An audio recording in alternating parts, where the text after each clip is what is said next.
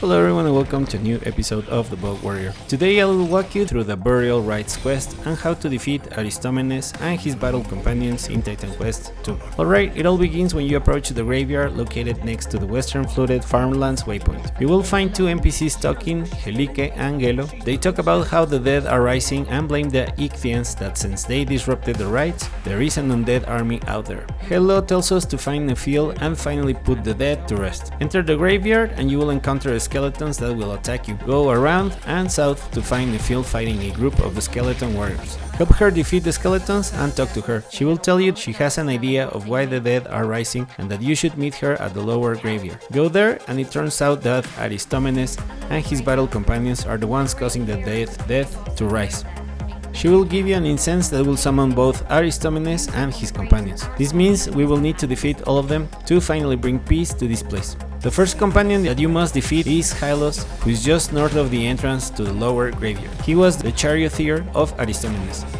Next you will need to face Otonia, who was the champion of Aristomenes. She is at the east of the western flooded farmlands waypoint.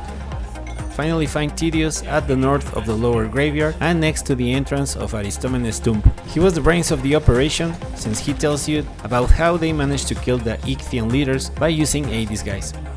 By defeating all three companions, the braziers at the entrance of Aristomenes' tomb will be lit, meaning we can go in. Enter the graveyard tomb and be sure to check all chests in this area. Here is where I got my first epic item, the Raging Bull. Use the incense at the tomb of Aristomenes to summon and challenge him. You will immediately notice that Aristomenes believes he still needs to protect his people and that everyone is an enemy, so we need to bring him down. Aristomenes will summon skeleton warriors to help him, so stay on the move and avoid getting surrounded. Aristomenes has two attacks. The first one is a white spinning attack if you get too close to him, and the other happens when you are far away from him. A green circle will appear and indicate that a huge lava burst will erupt. If the lava gets you, that is pretty much GG, so keep your eyes open and avoid this attack. When you finally get him, he'll drop his skull and some gear. Now that you have defeated him, Aristomenes will finally rest. This will complete the Burial Rites quest, but since you have now a boss remnant, we can take it to the ritual shrine at Pyrgos village, and this will let us resummon the boss as often as we want in the future.